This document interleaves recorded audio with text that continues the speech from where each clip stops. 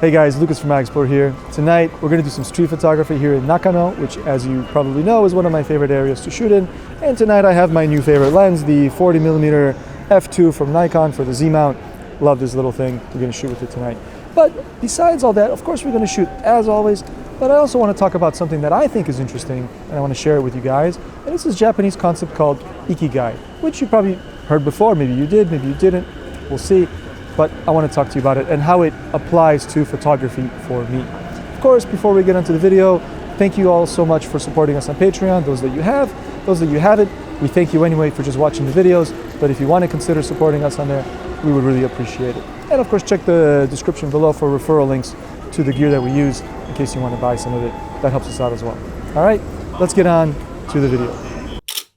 I explore. So before we get into anything, I want to shoot this udon place over here. I'm also going to put the mask on because it's a little crowded here.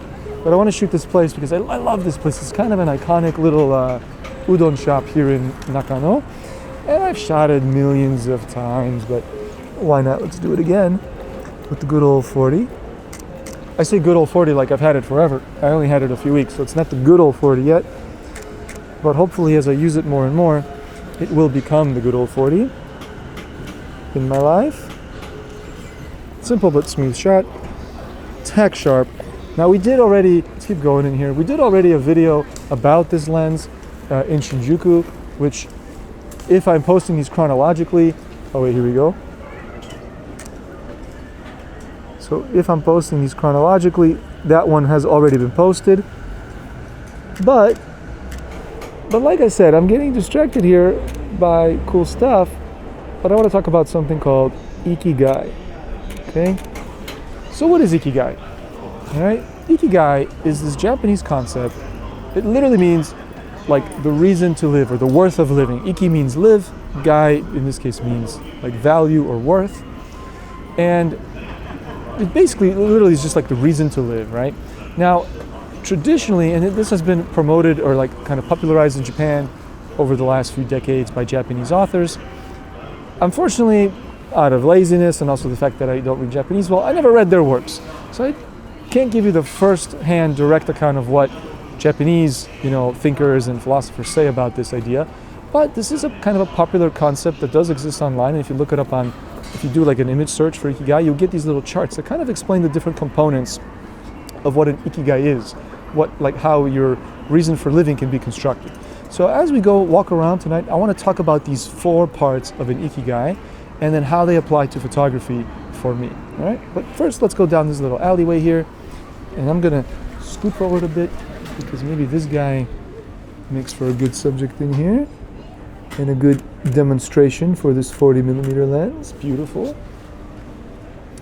Like I was just alluding to earlier, in a very disjointed way, but we just finished shooting a video about this lens in Shinjuku literally an hour ago, and by the time this video is getting posted, that video has probably already been out for a few weeks.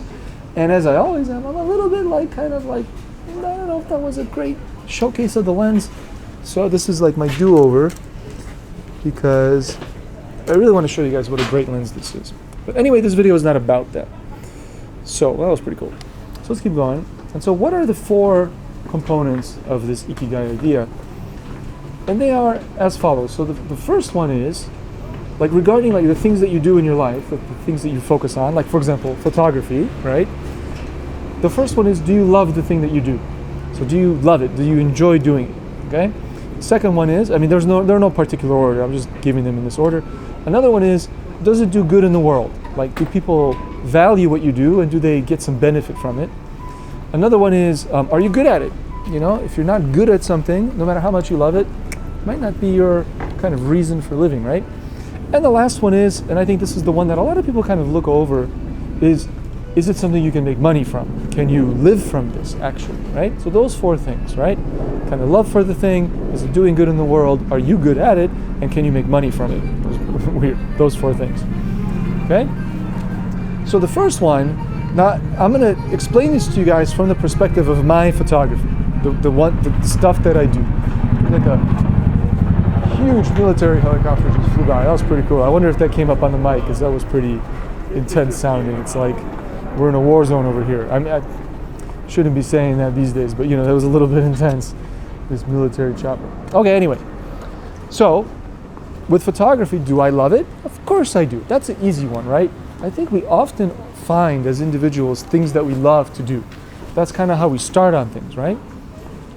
Then the next thing is, am I good at it? Now, sometimes I feel like I'm terrible at photography. Other days I feel like I'm amazing at photography. It goes up and down.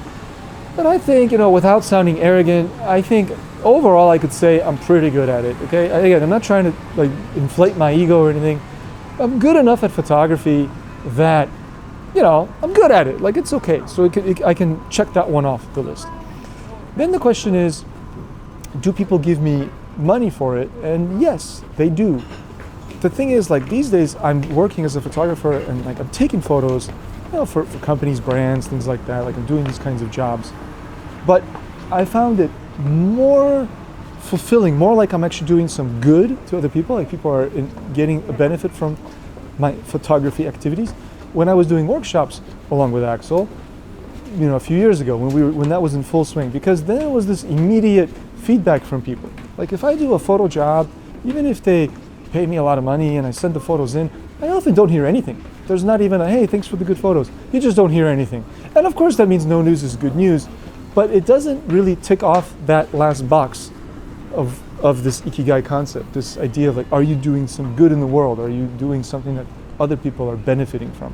Okay, let's pause here though for a second, because I kind of want to shoot around here. I love this ramen shop. Again, it's kind of what we did already, but this curtain concept. And I love how you can see their legs.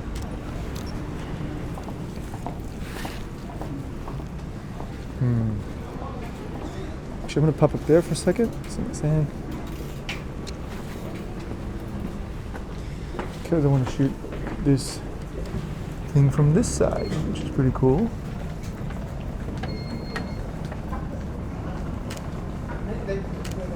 Nice. Yeah, I could have done a slower shutter to save the ISO, but it's okay. All right.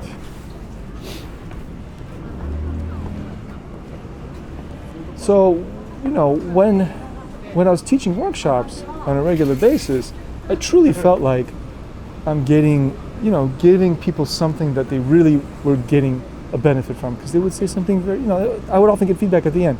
And I'm sure Axel did too. When he did a workshop and somebody said to him, oh man, that was so much fun, thank you so much, I got some great photos, I learned so much, and so on, right? And so I think it's, you know, that's kind of missing when I do more professional work. So like, professional work is important for me, and I'm grateful that I have the opportunity to do it, because it puts food on the table, and you know, I do enjoy it, although often the things I'm shooting professionally are not as interesting as the things I'm shooting out here in the city. They're a little bit more boring subjects because they're for those jobs. Again, I'm not complaining, because I'm very lucky to be able to do that kind of stuff, but it's not quite ticking off those Ikigai boxes that I keep discussing here. Let's pause here for a moment. There's maybe a moment here with this kid or this guy. Okay.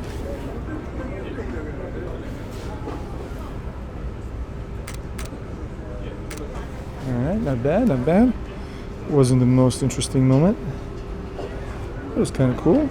I actually liked the moment earlier before he even went in, when he just picked up the crate for a second. That was probably the best moment. It was the most animated. So yeah, so things like what I'm doing right now, I don't really do for professional clients, because they don't need these kinds of things, right? Which is totally fair, totally understandable that they don't need it. So they wouldn't pay for it, so I get that. But when I was doing a workshop, I would bring someone here and we would do these kind of photos together, so I would get to shoot them, and then that person would enjoy that, and they would say that to me. And then of course, it was a service that people pay for. And I think that last piece of the puzzle is important, because even if you do something you love and something that you're good at, I felt I was pretty good at teaching those workshops, and it's something that people get something out of. If you don't make a living from it, you're always going to, let's go this way, you're always going to feel like a sense of, well, something is missing. Like, yes, I'm doing this thing that I enjoy and is valuable, and et cetera, but something is missing, in the sense that I can't do this, I can't do only this. I have to do something else that I don't like, or that nobody cares about, or whatever, but that just puts food on the table, so I have to do that thing. All right? So we're gonna go this way now. I don't really want to be in this bright mall because it's just not that interesting. So yeah. So the point is, for me, again, I'm analyzing this from a kind of egoistic, subjective perspective to help you guys understand it. Doing the workshops with I Explore, with Axel all those years was that. It was the Ikigai because I felt I was good at it, I enjoyed it, people got something out of it, and they were willing to pay for it, which means that it could have been a living, right? Let's go this way, actually, on this little side street.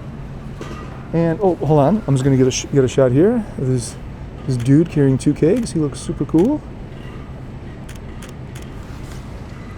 Almost all.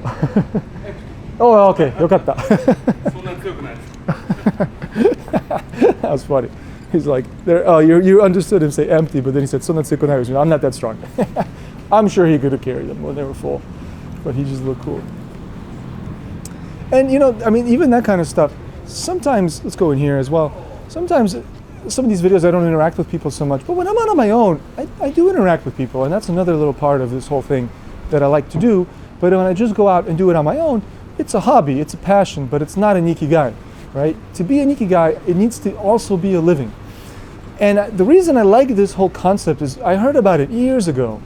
And when I heard about it, it kind of blew my mind, because it's not that mind-blowing, I guess, but it impressed me because I feel like, at least, I don't want to make a generalization, but like in the West, in the Western kind of thought or philosophy, or at least like what I kind of heard as I was growing up or coming up as a young photographer, college student, whatever, you shouldn't have like your passion shouldn't have anything to do with money. This idea that you just follow your passion. Don't worry about the money will come. And that may be true, but to me, it's not just about having the passion, it needs to be all 4 of these things.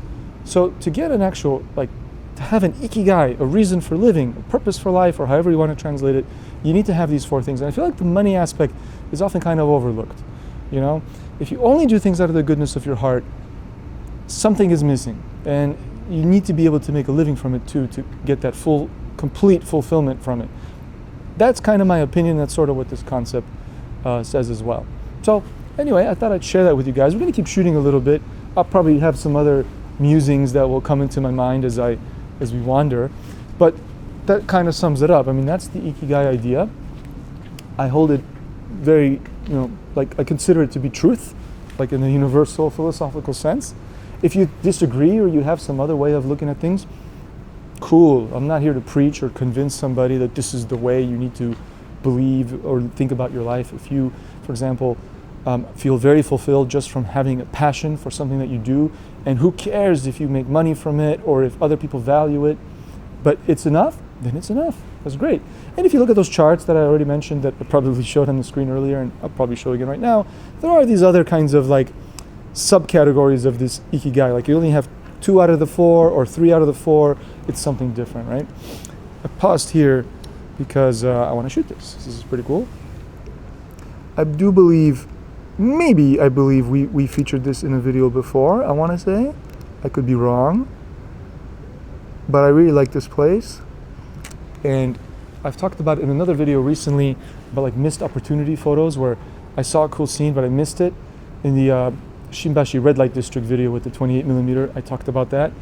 And this is another one of these cases where I did get a photo here once, but I just kind of screwed it up. I remember I was on a very slow shutter speed, like I am now actually, because I was trying to shoot the scene without anybody. And then at that moment, this somewhat drunk gentleman came out of this door, and it was a beautiful moment, but I just kind of didn't get the, like, I have the photo, probably put it on the screen right now, but I found it technically imperfect, and also like it was a little bit overexposed, so just kind of, it didn't look so good. I would love to get another one of it. And one thing I want to say, what I love about this shop is the name of the shop is really cool. I want to say it says Kunen Kagaku? I think that's what it says.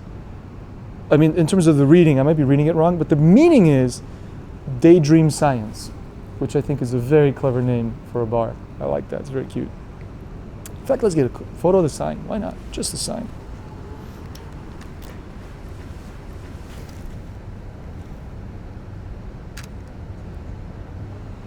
Nice. Yeah, I want to also say about this concept of Ikigai, and then especially this money or earnings aspect that you can earn or make a living from your passion or from whatever you're doing. And that is that, sure, you can feel that you're doing good in the world. People can tell you like, yeah, thank you, that was good. But if they're not willing to give you any money for it, do they truly value it? Like, is it necessary? It's just kind of a superfluous thing that you're doing, right? So again, it's not that I'm greedy and that money is such a big deal. I mean, of course we need money to live. But when people are willing to pay you for something that you're doing, it really kind of, proves that that they value it, right? That this is actually something that they care about. Let me shoot this as well. I like this. I love this place. It's called, is it Rikishi? Yeah, Rikishi. It's called Rikishi, Chanko Rikishi. And it seems like they sell sumo food here. So in the sumo stables, where the actual sumo wrestlers train, they feed them a particular kind of food. It's called chanko nabe. And it's like, a nabe is like a hot pot. So it's this hot pot with like everything in it. Actually, I have no idea what's even in it. I never had one. But it's a very healthy, or probably not healthy, but hearty, filling meal, and they eat that all the time. And the purpose is to make them big, because they got to be huge, right? Not just fat; they're actually very muscular under all that fat. They're pretty strong dudes. So, chanko nabe. So this seems to be a chanko nabe place. I've never been in there, but I love the just the look of it. I should get the whole Rikishi kanji in there. I'm just getting part of it. And then I'll shoot this on f2. Let's keep going. I think we talked about that enough. Let's go left here and avoid shooting these people because they don't want to be shot here. So let's go this way.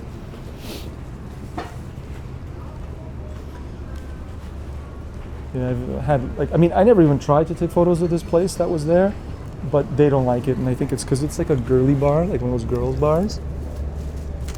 Oh, this is lovely, beautiful. That's so good.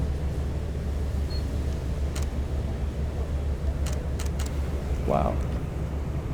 One more time. Is he gonna come? Yes. Okay. That was awesome. It's cool because this is another one of those, like, I shot it before, but I wasn't happy, so I had to come back kind of shots. Let's go through here. Go. Oh, thank you. Oh, Axel got it too. Wow. Arigato. Oh, see, we're getting picked up. We're getting picked up, guys. She was shy though. She didn't want to be on the camera, so she was like this. She told us we're handsome. I don't know. I think I'm gonna I'm gonna guess. I think she's right, but I'm gonna guess that she wasn't saying that purely for positive reasons. I think she wants us to go spend our money in her bar. So yeah, so that about sums it up for this Ikigai idea. I hope I made it clear for you guys. Sorry, somebody's looking at me from the window there. Yeah, like I said, for me it's those four things. But when I do professional photography for professional clients, if I'm shooting for like a magazine or something, sometimes I get all four, but sometimes I don't really feel all four of those things. I realized that I truly checked all four of these categories or these aspects of the Ikigai when I was doing workshops with Axel full time, every day, all year, with I Explore, before global events, of course, unfortunately put an end to that. And I kind of didn't realize how much I valued that in my life until it's gone. And now, although I'm doing okay, and like I said, I'm very grateful and lucky to be able to make a living from photography at all. I mean, this is, again, not to be like, a complainer about these things, but I miss those days where I could get all four of these things from it, where I could make a living. I felt I was good at it. I certainly enjoyed it. And on top of that, I felt that people were just straight from the horse's mouth were telling me that it was doing good for them and they were enjoying it. So I hope we can do that again soon, sooner than later, of course.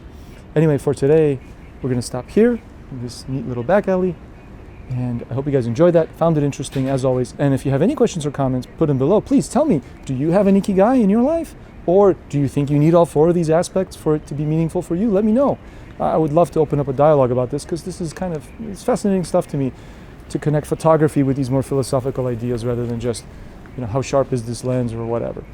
All right, so thank you so much for watching, and remember always, challenge your eye.